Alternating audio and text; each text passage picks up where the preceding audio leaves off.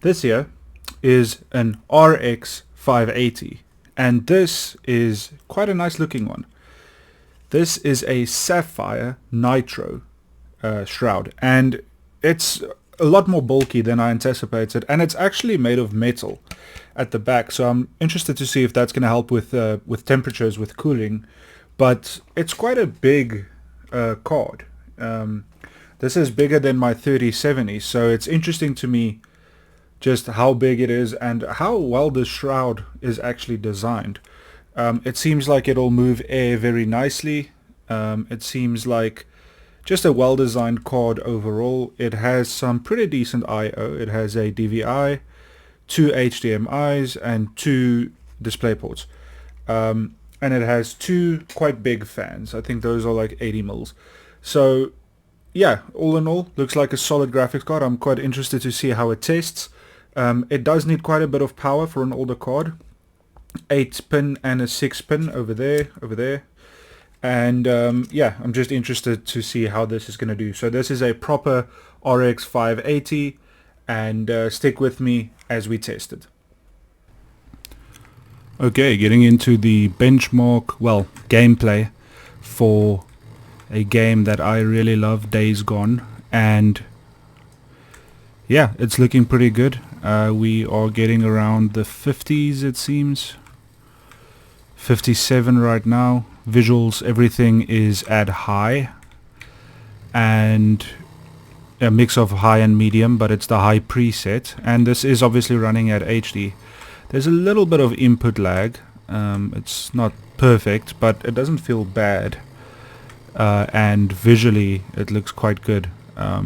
Now of course this game can look better at the best settings, but it's not far off, and in terms of shadows and stuff like that, I think it looks quite good. I think it seems to run quite well, and yeah, in my opinion, this is quite a beautiful game, very good looking game, and oh, someone's shooting at me. Let's see how it does when there's a bit of action.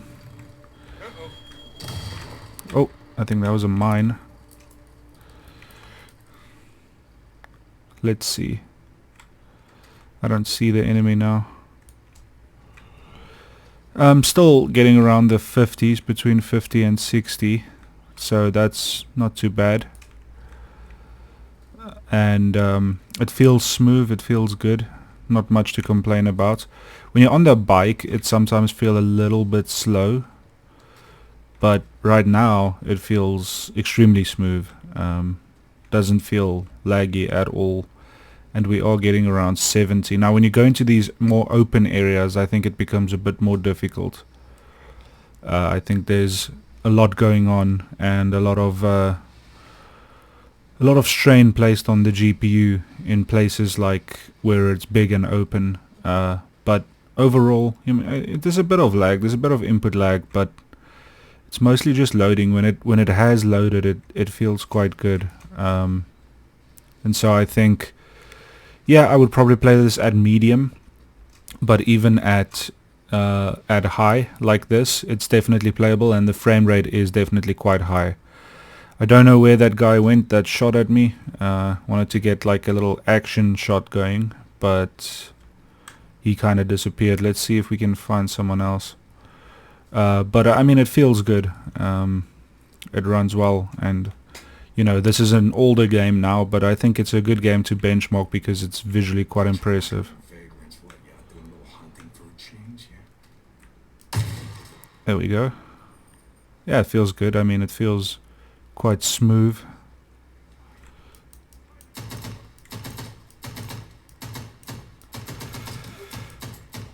That's a weird gun.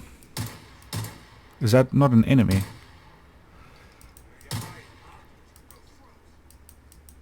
I don't know what is happening. I can't okay, so that's not an enemy, because I can't shoot at him. Well, that was dumb of me, but anyway, the game performed well, and like I said, I think it looks amazing. So with that said, let's move on to the next one. Okay, getting into the benchmark for Shadow of the Tomb Raider, and let me just turn down the volume a little bit. This is running at high settings, and it is currently getting around 60 FPS, which is quite good. I thought this was going to be a little bit worse actually, but we are running at high, no upscaling or anything like that, at HD native.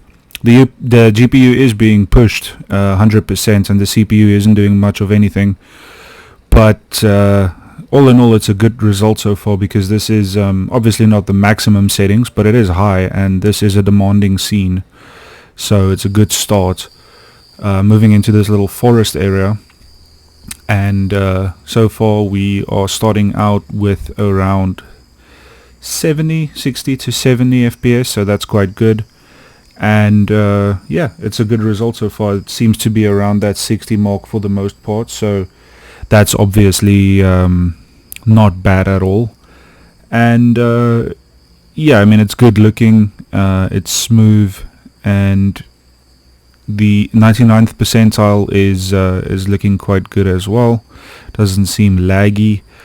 And again, the CPU isn't doing much. I think the CPU is a little bit overkill, which might cause some bottlenecking, but all in all, I think it's a good result. Let's see how this outside scene does with the LODs, because most of this is RAM and CPU dependent. I mean, there does seem to be a little bit of lag, even though the FPS is very high, and that is probably due to just having a bottleneck, because the graphics card itself is the bottleneck in this case, and it is holding back the rest of the system a little bit. But all in all, it's a good result. I think if you pair this graphics card with a system that is a little bit older and a little bit less powerful, I think it'll be more in line with the expected performance of the graphics card. But obviously this is not a bad result, and it is running quite well. The GPU's temperatures are getting up there now, as it is being pushed, but in terms of performance, still pretty stable, not too bad. Little bit of lag, but not looking too bad. So all in all, quite a good result. And yeah, let's move on to the next one. Okay, getting into Devil May Cry, and this is running really well. This is running at Ultra HD with no upscaling and anti-aliasing applied, and seems to be getting around 150, so that's obviously really good. I have no idea what is going on. Lock onto a grim grip point with RB and then press B. What is a grim grip point? Okay, that's cool. So yeah, so this is running at above 100 FPS. The GPU is being used like to the maximum basically, and but it feels really good. I have no idea what the controls are, so I'm probably going to be quite bad. And this is one of those games that I used to play as a kid on the PlayStation 2. Really loved the Devil May Cry 4, I think it was. I don't remember. But yeah, really cool games. And yeah, this is, I mean, I'm not going to play for long, but this is running really well. I was expecting maybe around like 70s or 80s, but this is stably above 100, and for the most part above like 140. So this could even be played at a high refresh rate. So yeah, really good result. Quite surprising, but it does really well. So the RX580 still has some pretty good capabilities in 2024. I mean, I know this isn't the newest game, but it's not the oldest game either. And I think any game is really valid that's like, you know, in the last 5 years or so. So yeah, quite good, and definitely a lot of fun. Yeah, let's move on to the next one. Okay, I am playing Far Cry 6, and at this moment I am running it at HD medium high, so mostly medium, but a couple of settings are on high. And we are getting around 78 FPS, which is really good. It makes me think that you could probably turn the graphics up to high, but I think in a game like this you want to get as high as a frame rate as possible, especially when you're in combat and stuff like that. So yeah, this frame rate is obviously quite decent. Let's see what happens when we fight a little bit.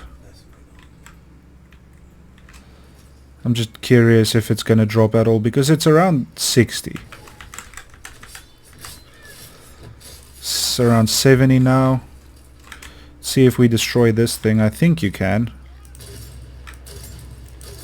Maybe not. You can get up there. Oh, it's one of those race things, I think. Oh no, this is a part of a mission. Well, anyway, it's still around 70 FPS, so that's really not bad. And yeah, no lag at all. It feels really good. This is so far the best feeling game that I've tried, which is surprising to me because it's also visually quite demanding. And I mean, look at the visuals. It's very pretty. It's a very good looking game, especially this time of day when it's sunset and stuff like that. And it hasn't dropped below 60 at all, you know, for high textures, high shadows, and everything else on medium. I feel like that's a really good result. I mean, I would play it like this. It doesn't look bad at all. It runs well. It looks good. I don't see much issue in this at all. So yeah, it's a bit of a surprise, but it's a good one. I'm shocked at how well it's running, and even at, you know, medium high settings, it's a beautiful game. So with that said, let's move on to the next one. Okay, getting into a game called Lies of P, and as you can see, I've not really played this. It's quite a good looking game. It's got some really good looking textures. I don't play these kinds of games, so this is going to be a nightmare for me, but I think I have an idea of how it works. I'm not sure how to block. Okay, that's what you do. Okay, and we are getting about 60 FPS, which I feel is quite good. This is the kind of game that is quite slow in terms of just running around and stuff. It's not a very fast-paced kind of action game, and it's the kind of game where you can look around and, you know, see what's happening, see how everything looks. And we are getting around 60 FPS, so that's quite a good result. The GPU is working hard, but it has been for each game so far. But all in all, I have to say I'm quite impressed with the GPU. I mean, I paid 1,500 Rand for it, and that's about $80 and yeah, I just feel like it's a set of good results so far. And while some things have felt a little bit laggy, all in all, I feel like, you know, it's been quite good. So yeah, 60 FPS pretty much, good result and definitely playable. Between 45 to 60 for me is a good FPS range to aim for. And I don't think I said, but this is running at high graphics, at HD, no fidelity, no CAS, no super resolution, all just native standard kind of stuff. So yeah, good result. Let's move on to the next one. Wow, that took forever. Why does this game take so long to load? Anyway, getting into Halo Infinite, just doing some gameplay. This is not a game or a game series that I know very well, but it's quite good looking. I mean, it's not a bad looking game. It seems to be running at about 45 FPS right now. Not great. Not running too well, but not bad. I mean, it's not laggy.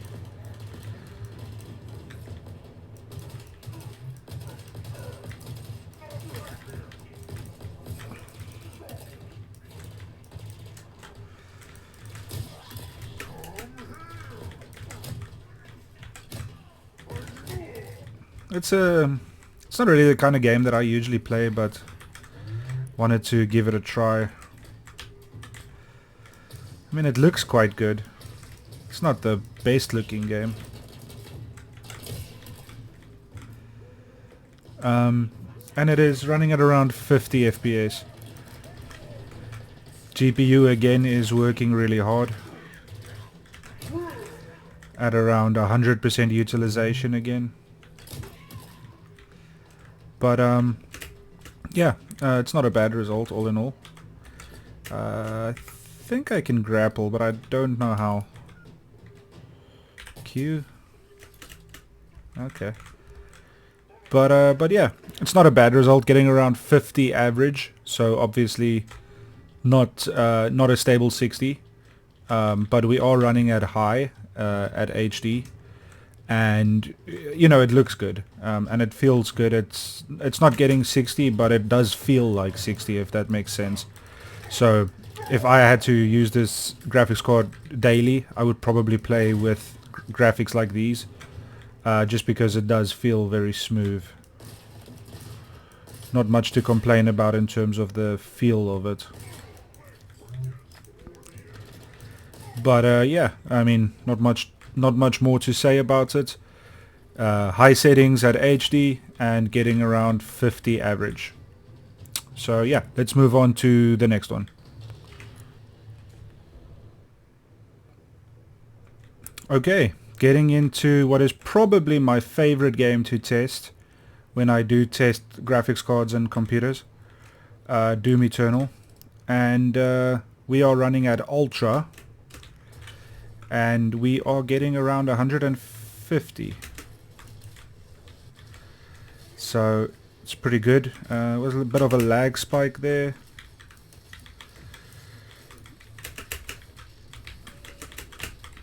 I missed him. Damn it. This is quite tough.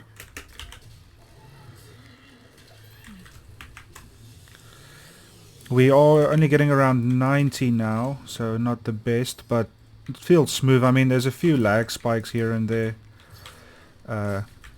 as more things start happening, but not too bad. It seems to be around like 100 average, maybe 120 or so. So yeah, like I said, not too bad.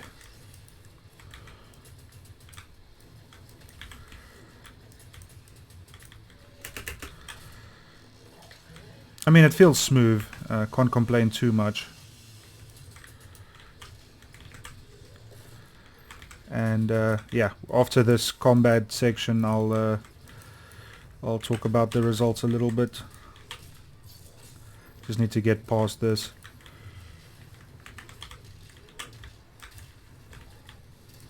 There is some lag. I mean, there's some input lag, but it doesn't. It's a little bit weird. It's difficult to describe. It's like sometimes when I aim, it doesn't quite match. But all in all, for ultra graphics, getting around 100 is quite good. I do feel like maybe it's the graphics card bottlenecking, but it's not always super responsive. It's sometimes it feels a little bit like there's like a little bit of a input lag, if I can put it that way. The gameplay is quicker than the frame rate at points. That might be due to a number of issues, but it probably just comes down to the bottleneck. So if we maybe pair this graphics card with a 6-core processor and 16 gigs of RAM, you know, that's more what it's in line with these days. But I mean, it looks good. Runs at around 100 frames most of the time, so not too much to complain about. It's just that input lag can be a little bit annoying. So besides that, pretty good result. Okay, I think that's about it for the benchmarks. Let's discuss it. So the RX580 Sapphire Nitro, it did well, I think. I mean, if you're realistic with your expectations, I think that this could be a solid choice. But I do think that for the money, there are other options, or not for, $70-$80. There's not much better, but if you're willing to go $120, then, that next step up is a lot better. But one of the saving graces with this card is the 8 gigs of VRAM, because that allows you to turn up the texture settings to mostly ultra in almost any game, which makes a big difference for just the visual quality overall, and also allowing for better shadows and stuff like that. So it helps a lot, and I do feel like AMD's drivers and software are at a really good place with this card. I do like AMD's the interface a lot. I think it's optimized, it looks good. It's not it's not intrusive or obstructive. I think Nvidia have something to learn from AMD in that regard. But in terms of raw performance, something like a 2060 is going to be a lot better. Now I know that's going to be more expensive, but if your budget is strictly under $100, there's not too much you can do. There's not too much you can do to challenge it. Maybe you can try and get a 1660, but then you only have that 6 gigs of VRAM, and so that becomes the problem.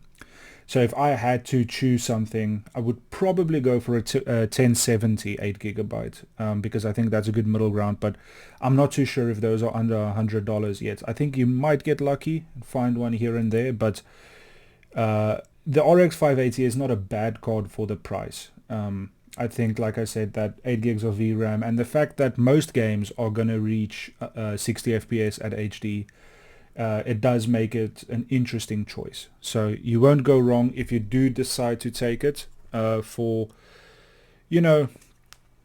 mid-range HD gaming, but there are other choices. I'm just going to say that. So yeah, but good card, good result even in late 2024. Thanks for watching. I hope you like the content. Let me know if you want to see anything. Let me know if you like the direction I'm going, and I hope to see you in the next one. Cheers.